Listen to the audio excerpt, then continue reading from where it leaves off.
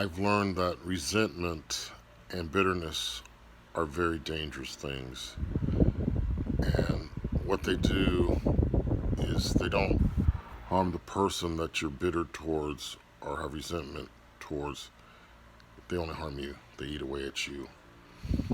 And how do I deal with it? How do I deal with it now?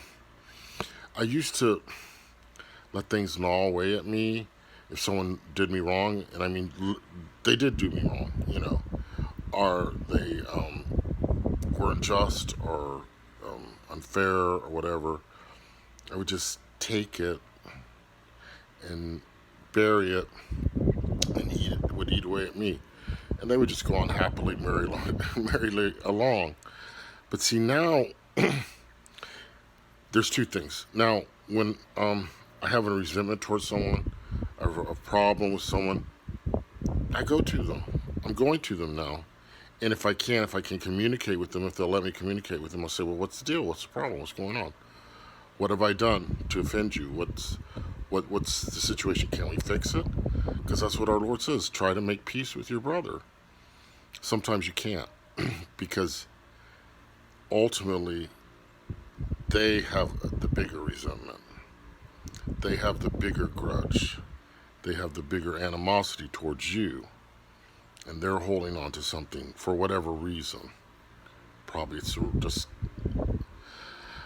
could be a million things, 100 things. But anyway, but what I'm saying, there's two parts to it, because if I have this resentment because they're ignoring me or treating me badly, and I bring it up in the open, well, then it's all aired out, between two people, not behind anyone's back, between two people. And if they're adults and not little babies and not little children, it comes out, they move on, move forward. But if one person's hanging on to it, well, maybe one person can move forward, and the other person stays stuck in the resentment. And that's dangerous, because it's dangerous for the soul. It is. Because it's just another word for hate. It is. I know that sounds a little hard, a little harsh, but it's a form of hatred, bitterness, because we don't like something in that person and we've let it grow into hatred. And there's no haters in heaven. None. Don't kid yourself. I won't get there. You won't get there if we have hatred in our heart. That's why, like I said, that's why I'm bringing up essential things in these videos.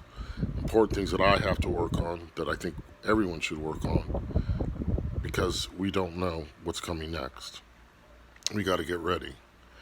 And so now the person that might be having a resentment towards me, that may not even know it, but here's the second part. See, if I bring it up to him and he's able to air out maybe what his grievance is towards me, then boom, two ugly festering sores are taken care of at once.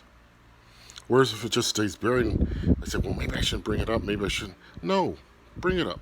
It's out in the open. It's just you're not involving other people. It's just between you and him. You're not, as long as you don't bring other people into it. That's not good. It's man to man, man to woman, woman to man, whatever. It's what adults do. It's what children of the light do. It's what people walking with Christ do, not people walking with the devil. We are being given so many signs of people to avoid, of people to shun, and that's one thing. If they are petty and mean-spirited, and they are not, and you reach out to them with love and honesty and sincerity, and they still reject you, what can you do? We gotta walk away. You gotta shake the dust from your feet and move on. And leave it to them. It really does upset me when they profess to be Christian, though, and they're behaving in that way, because it's infantile. And it's dangerous for their soul, but I can't let it be dangerous for my soul. So it's okay to bring these things up and to talk to people if you feel that they're angry with you for whatever reason. And you can pick up on them pretty quick. I do.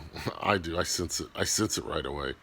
We are giving these keen gifts of perception, and we must use them because not only are they for our protection, but they're helping us to mend relationships, to make peace. Blessed are the peacemakers, to spread love and forgiveness. Because you would be surprised what people can hold on to. Oh, and especially being an alcoholic, recovering alcoholic, they're the worst. Let me tell you, to hold on to it. And I'm going to hold on to it, even if it kills me. The alcohol didn't kill me, but I'm going to let the resentment kill me. It's the way it is. So confront in a gentle, kindest way. Air it out. Get rid of the poison and move forward.